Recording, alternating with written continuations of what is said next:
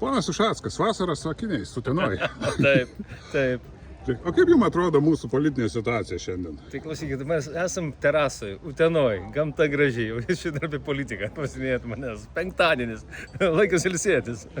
Šiaip jeigu rimtai, ar eisite prezidento Ne, rinkimus? tikrai neisiu, aš džiaugiuosi, va. Utenos apylinkėmis, Bajoriškių dvarų ir savo sodybą.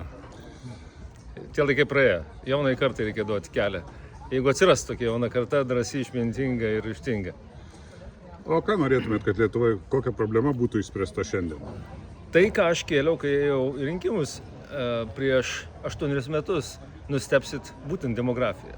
Tačiau tuo metu kiti kandidatai, nuo Skvernelio iki Nausėdos ir Šimonytės, sakė, kad čia yra nesąmonė, kad už 10 metų gyventojų skaičius natūraliai padaugės iki 3,5 milijono, tai kur tai 3,5 milijono ir per tos 8 metus niekas nebuvo bendros strategijos, nebuvo bendrų imtasi priemonių, tai gal pagaliau atsibus. O ką daryti?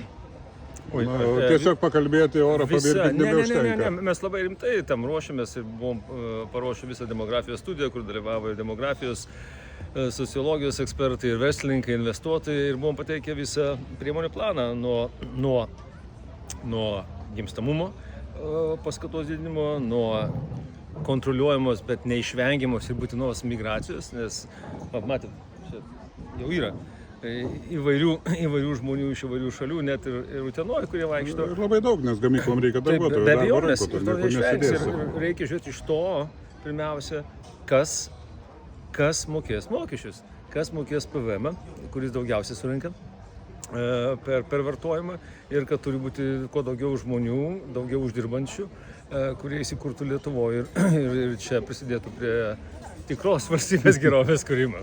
O kokios paskatos galėtų paskatinti turėti daugiau vaikų? Nes čia buvo pasiūlymai šokius organizuoti, dar kažką.